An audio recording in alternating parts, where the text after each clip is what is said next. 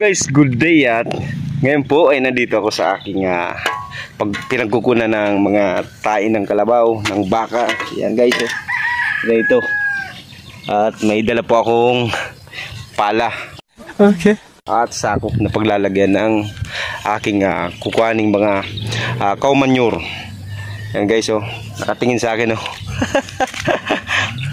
Yan. Ito po ay yung nilalagay ko sa aking puno ng ubas. Kasi alam naman natin pag organic, kahit na masobrahan, okay lang yan. Yan guys, at magsisimula na ako. Yan, samahan nyo po ako. At yan guys, ang kinukuha ko, yung mga tuyo na, mga dried cow manure. Yan yan, tain ito. Yan mga dried na yan. At yan ay hindi pa. Yan dito po sa Pakul, Naga City. Dito ko po kinukuha yung mga dyan pa sa may damon na yan. Nandyan yung mga mga dumi ng baka. Yan yan. Diyan ko po kukunin yung iba pang dumi ng baka na ilalagay kong pataba sa aking mga ubasan. Yan guys. Yan guys, ito po yung mga klaseng kinukuha ko. Mga dried na o mga tuyo na, nakarabaw down. Ito po ang the best na idirektang abuno sa aking ubas, sa puno ng aking ubas. Yan, kompleto na po yan. Yan. Yan guys, umuulan na siya. Yan, pero tuloy pa rin ang ating pagkuha ng carabao dung o carabao manure. Yan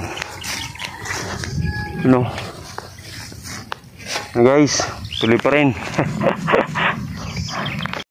Yan guys, yan ito na yung nakuha ko. Pangatlo na po itong sako na pagkuha ko ng carabao dung, carabao manure. At pupunin ko pa ito, malapit na pong mapuno. Yan, dyan po sa damo na meron pa po. Yan. Dito na nga guys, dala ko na po yung aking nakuhang mga cow manure galing dun sa pinagkuhanan ko. Ayan po, dito sila. Yan po, nakatatlong sako naman po akong cow manure. At yan po, nakatipid na po tayo sa pagbili ng abono. Yan. Nice guys. At take note, maganda pa po yan kasi organic. Kahit na masuburan po nating lagay dito sa puno ng ubas ay wala pong problema. Yan po, complete fertilizer na po yan. Yan, tipid pa. Kukuha lang po ako doon pag nagkaubusan na. Yan po, dito ko po sila ilalagay. Yan guys, dito ko sila ilalagay.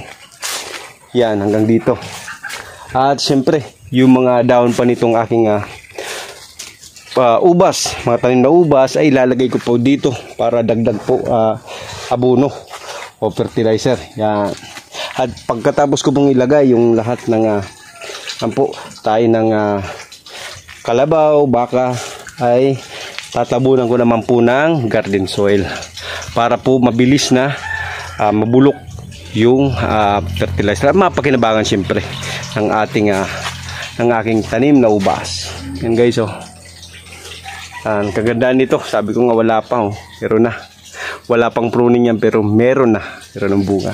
Dami na pong volunteering na mga tawag dito, mga sanga.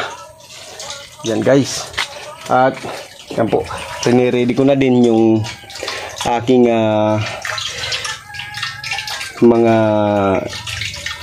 didilig sa aking mga tanim na ubas. Ayan guys, may halo na po yan, synthetic fertilizer, yung triple 14 at urea. Yan po. At bago po ako magpo-pruning nga ay nakalipas na po yung 1 week. Dapat po bago tayo mag-pruning ay kailangan 1 week before ay mag-apply ka na po ng abono ng 14-14 at 14-14 or triple 14 or urea.